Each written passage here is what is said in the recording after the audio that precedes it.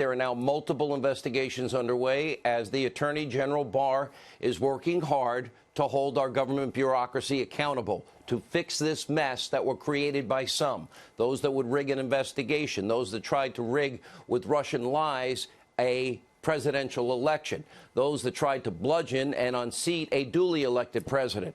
And the same cannot be said for House Democrats. They clearly are more interested in a political circus designed to smear the president, all in advance of the 2020 election. There you have House Judiciary Chairman Jerry Nadler is now set to call John Dean of Watergate fame to testify on the Mueller report. John Dean, the star in witness in Richard Nixon's Watergate scandal, that was 47 years ago. He has absolutely nothing, zero to offer as it relates to the Mueller report or, frankly, any of the issues that are at hand here. Nothing. He has no expertise on Russian election hacking. But Dean, well, he now works for fake news CNN as a professional Trump hater, 24/7, hate, rage, psychosis. So now Jerry Nadler figures, oh, nobody more perfect. Let's roll him out for yet another round of Trump bashing, even though he has no relevance to the case.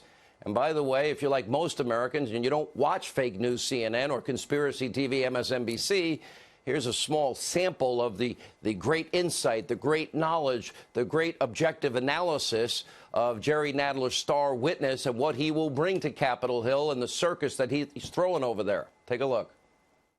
Trump is showing true Nixonian style. Trump is Nixon on steroids and stilts.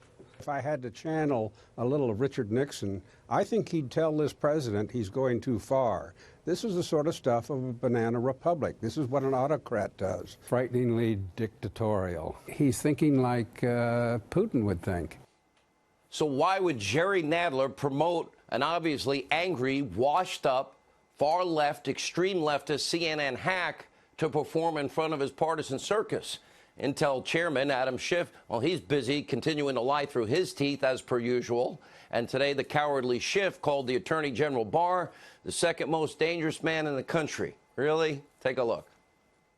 And so we find ourselves, I think, for the first time with an Attorney General who really is the president's defense lawyer and spokesperson, and who's quite good at it. And has the veneer of respectability to camouflage what he's doing. He is not the sophist that Giuliani is. He's much more dangerous. And I think he's the second most dangerous man in the country for that reason. Most dangerous place in the country is being between the cowardly Schiff and either a microphone or a camera, because he's obsessed with seeing himself and hearing himself. Now, it's this kind of baseless vitriol. It's nothing new, because for years, the cowardly Schiff has been breathlessly promoting lie after lie, Trump-Russia conspiracy theories over and over again. He's lied more than any other single member of Congress, which says a lot about him. Now, we have invited him for a full hour on this TV show. I've offered him 3 hours complete on my radio program, 616 stations, so he could defend his reckless rhetoric. That's 4 hours of airtime with me, and I have a dossier on everything he's ever said. But like all these other lying Democrats, he refuses to come on because Schiff is not only a coward, he's a liar, and he knows he's a liar. So instead of defending himself, he's just going to double down on his absurd lies that get more absurd every day.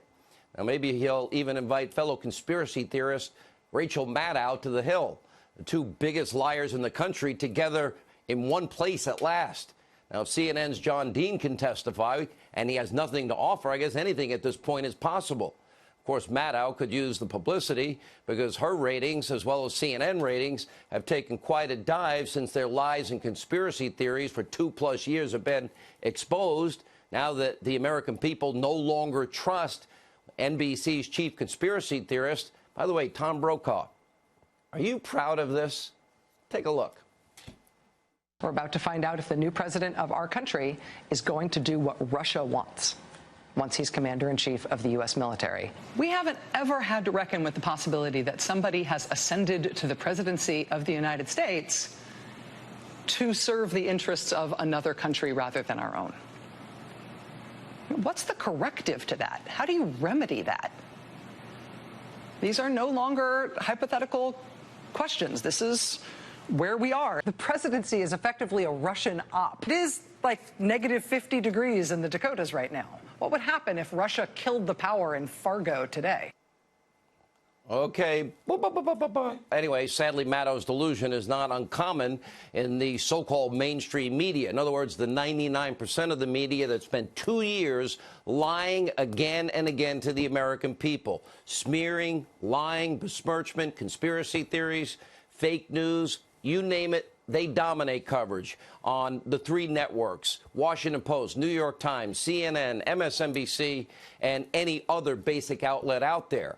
Now, of course, they're merely doing the Democratic Party's bidding as they work in unison, and they are only but an extension of all things democratic socialist. And that's why the media has ramped up their impeachment hysteria after Mueller's 9-minute public diatribe disaster last week, which resulted in a complete retraction and a complete clarification hours later, because those 9.5 minutes contradicted everything he had been saying up till that point. In the end, as I've been saying, Mueller is done.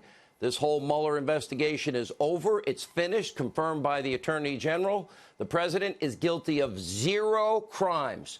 There was no collusion, no conspiracy with Russia, and there was zero obstruction of justice. But the media, they can't help themselves. After 2 years of lying, perhaps they've even convinced themselves that their lies and conspiracy theories are true. They're still begging for impeachment. For what reason? They can't offer one. Take a look. Mounting pressure, growing calls to start impeachment after Robert Mueller breaks his 2-year silence. If the House leadership doesn't start hearings now, I believe it's hard to see them ever doing it in the months ahead. Again, now or never. We seem to be moving toward a place where impeachment may be inevitable. The dam really seems to be breaking wide open. What he was really saying is Congress has a job to do. It was almost a Jeopardy question, the way Robert Mueller put it yesterday. There is a process other than the criminal justice system to charge a sitting president. What's the answer? The answer is impeachment. So you got the media mob, Democrats, deep state elites all want the same thing. Get rid of Donald Trump and they think their problems go away. They want to remove a duly elected president of the United States based on a hoax that they, in part, created and perpetrated on the American people. Now, they think they know better than us, we, the American people, smelly Walmart people, irredeemable deplorables, people that cling to our God, guns, Bibles, religion. You prove them wrong, we hold them accountable, we fight for justice, because the future of this country is at stake, and that is not hyperbole.